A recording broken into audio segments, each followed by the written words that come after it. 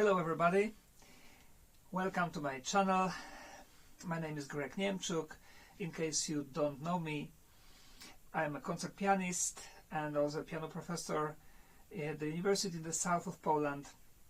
I have made analysis of almost all Chopin's pieces for piano during COVID, and now I'm in the process also of recording all Chopin music. I have already recorded 6 albums, and among them also all the 24 preludes. And now I continue my project of professional tutorials about each of the prelude. Well, I call it professional because the goal is to help actually pianists who are actually aiming to play on the professional level.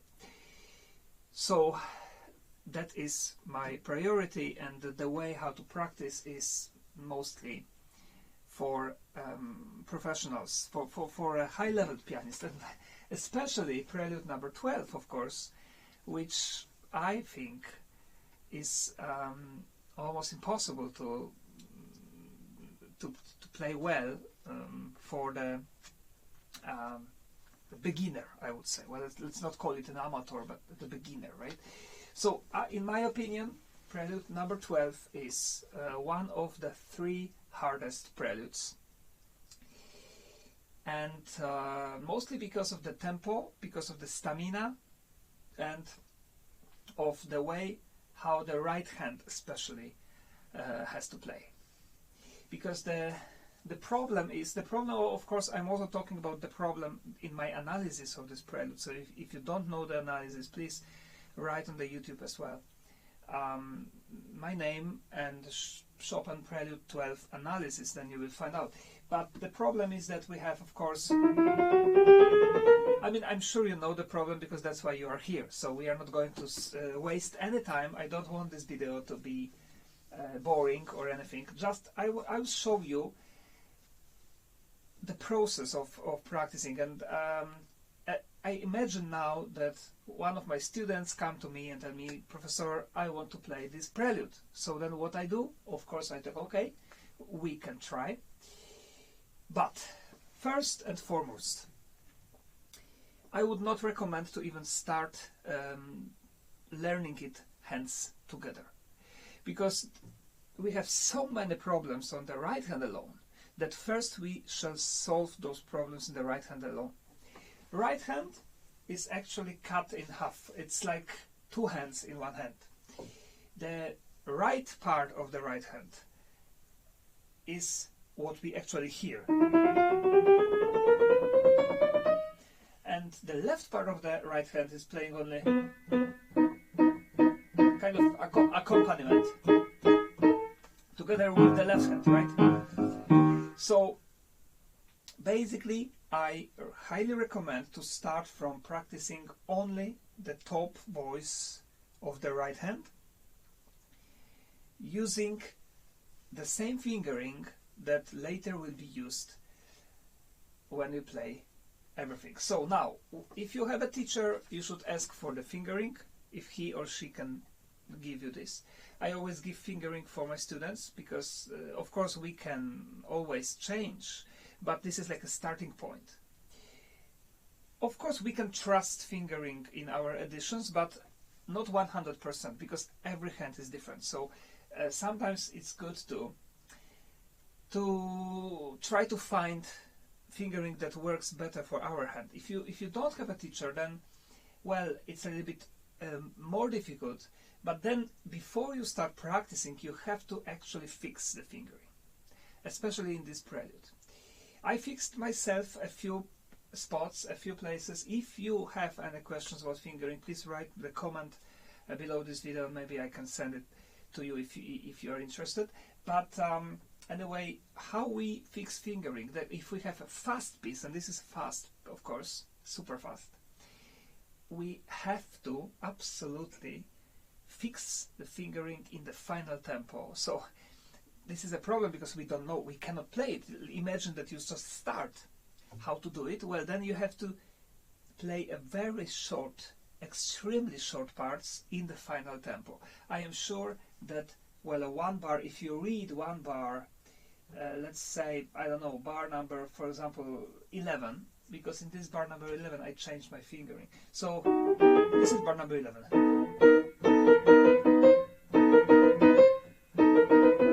And then you try to repeat it many times and put it into the tempo, to of course everything together, like with the lower part as well, and then check the fingering. Well, personally I play, if you are interested, 5-4-4-5-4-5, but it's not for everybody. It's not for each hand, because my hand is relatively big. It's not the biggest, but it's big, so I can do this, but not everybody can. But anyway, when you fix the fingering, or you decide you just follow the addition fingering, then it's time to start. And now my advice is, of course, to memorize as fast as possible.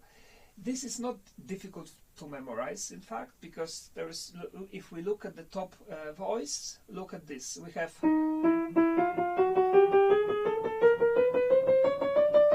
the first 4 bars.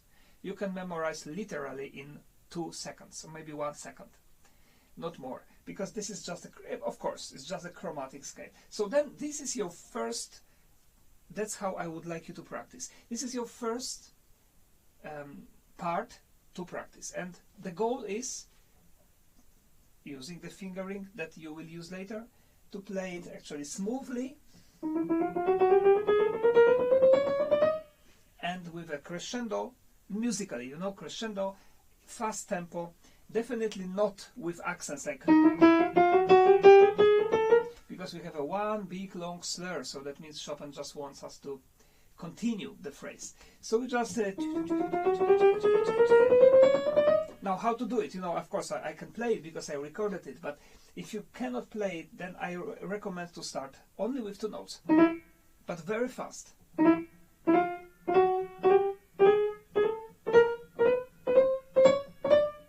This will make you comfortable. You will love yourself, because, oh, I can do it.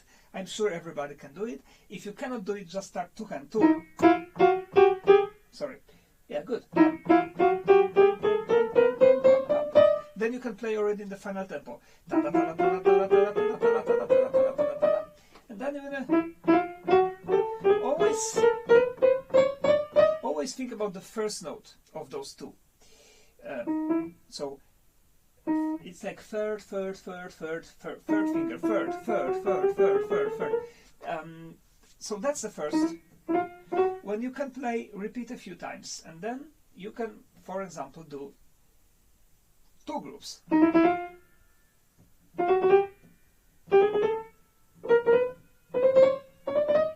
After that, repeating a few times, you can try 3 groups.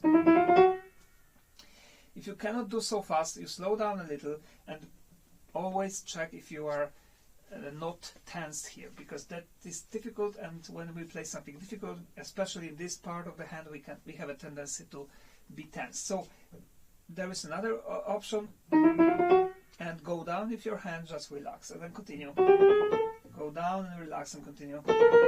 And down and relax and continue. Okay, so when you do this, you can try 2 bars. Go down. And so on, until you can play it all in tempo. Then we have the next, how many bars we can... I don't know, it's up to you. You can choose only 1. You can choose 2 or 3 even.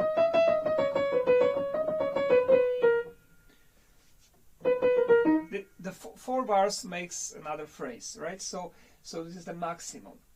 Here in bar 6 and 7, I am taking 1 note from the right hand to the left hand. The C sharp from the right hand in bar 7, and also the C sharp, the first C sharp in bar 8 to left hand, and the last C sharp. So the left hand is playing the bar number 8. That makes it easier for me to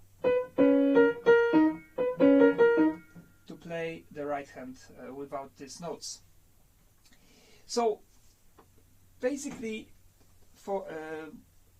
I think this should be done all the way until bar 21, because then it changes a little bit. When you finish this, then it's time to put it together with, right? And now I recommend to use your wrist a little bit. Every time when you play the first note, go a little bit down, the second up, down, up, down, up, down, up, down, up. Like very, very little, but it really helps. It helps to stay relaxed and flexible a little. Of course, don't overdo it, don't exaggerate, but that's how you do it. Then, how to fix the problem with tension? Just like before, play one bar extremely fast, sorry, and relax. Then the next bar, and relax. The next bar, and relax, and relax, and relax, and so on. That is very important. Another way of practicing: staccato everything except the lower voice. So and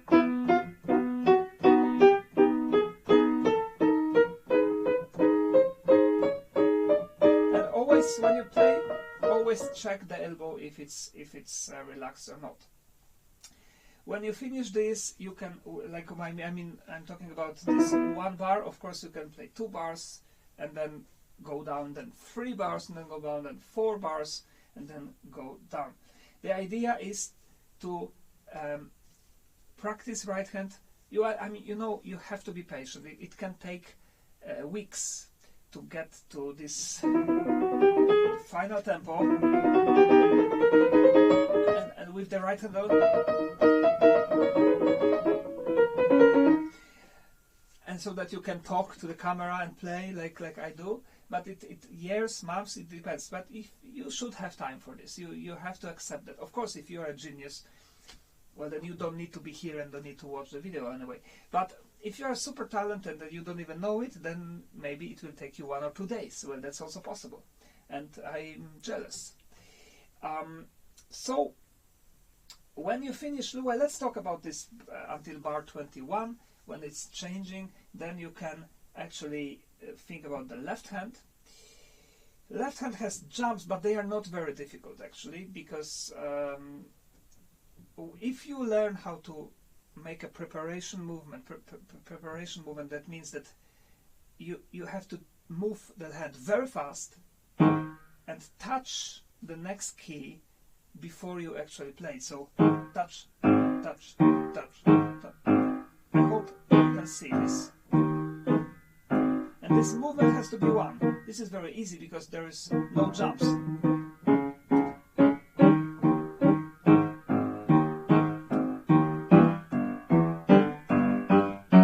So the idea is to put left hand to the final tempo as well. And also you can do this. Stop. Stop. Stop. Stop. And then 2 bars, 3 bars. When you can do this, then you are ready to play hands together, but not immediately in the final tempo. Of course, start very slowly. The best is to do it immediately by heart, from memory. Don't playing from the score, it is just a waste of time. So take 1 bar at a time, or 2 bars, depending on you, and just keep repeating, enjoying that you can play it. Remember that when you repeat something that you can already play, tomorrow it will be much better. This is very important. Now, bar number 21. First of all, we don't have to keep the top note with our 5th finger. Absolutely. If your teacher tells you you must keep it, I'm sorry for you. Because we have the pedal here. So even if I mean, you know, if you keep the pedal, you have to keep the pedal here. So then we don't have to keep it. If you decide to change the pedal on the last note, then you have to keep the fifth finger. So this is up to you. But those two versions doesn't go together. If you keep the pedal, you don't have to keep the fifth finger. If you don't, then you unfortunately have to keep the pedal. But now, how to practice this? First of all, this is not easy. If you decide to keep the fifth finger, you just practice like this. Fifth finger down and then, or free notes, right? And you know, you can take a book, and I'm not joking. You can take a book and you can just, or you can even do the whole thing, right?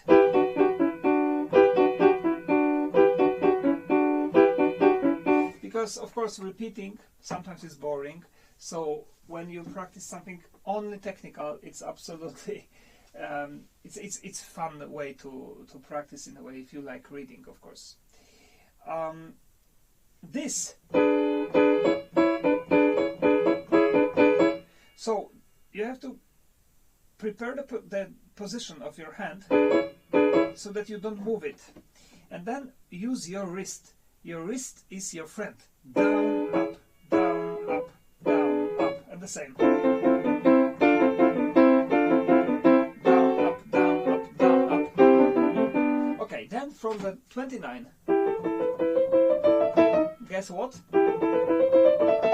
The same as the beginning, right? And then this.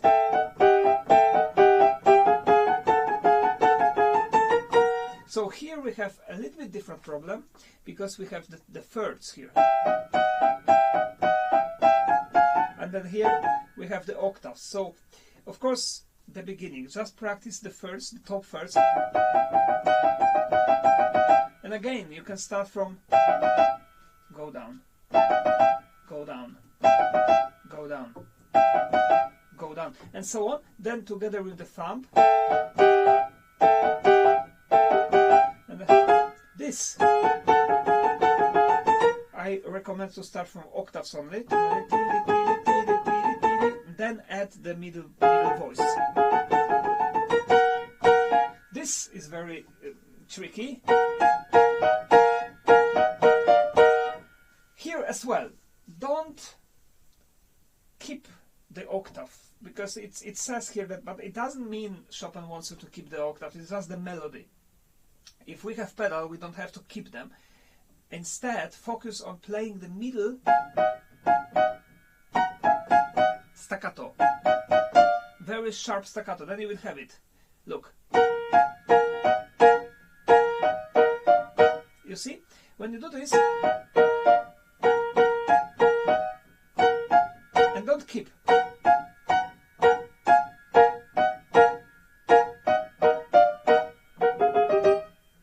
This is not, and then we start over again. Then there is a little break, little difference than here. Again, I recommend, you know, it's like the Beethoven.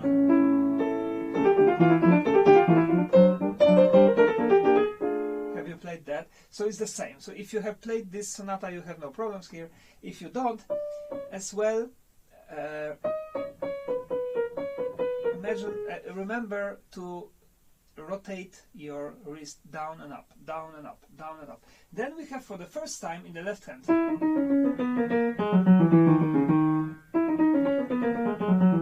Yeah, I must tell you, without the wrist I would not be able to play that, only with fingers. So if you cannot play this, carefully check if when you play the thumb, it should go down, and then you only think thumb, thumb, thumb, thumb, thumb, thumb.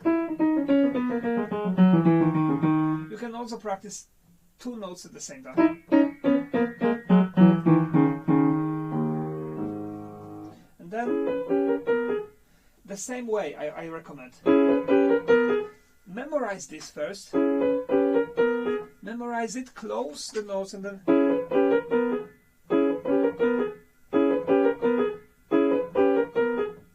repeat 100 times. Don't be afraid of repeating.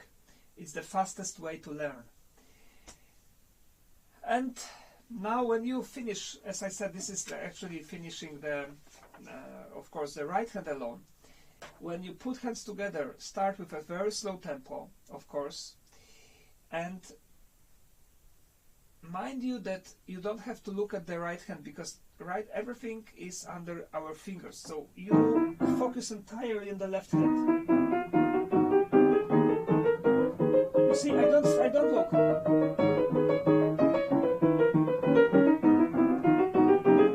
So basically, we don't look at the right hand at all in this prelude. We look at the left hand. It's like in this. I will talk about that as well. It's more or less the same thing. We just look most of the time at the left hand alone, only, because there are big jumps. Now, how to gain stamina? Well, definitely start to play in the fast tempo, hands together, when you can finally, adding bars every time. So we start from 2, repeat, and then you can go on, and then you can continue and go through the whole prelude like this. Or you can repeat 2 bars many times. Then you can try to play 4. When you can play 4, you can try to play 8 or 6. Always relax, because when you relax, then you gain the stamina to play it. And my personal advice: play daily. Well, it's not a long prelude, so a few times daily, each hand separately in the final tempo, or the tempo that you can, from the beginning to the end. That is also something that will help you a lot. I think that's all, actually. Of course, there are a lot of other things. If you still have problems, you can write to me, or write in the comments. Maybe somebody else can also suggest something interesting. Thank you for watching, and see you in my next videos about preludes and other pieces of Chopin as well.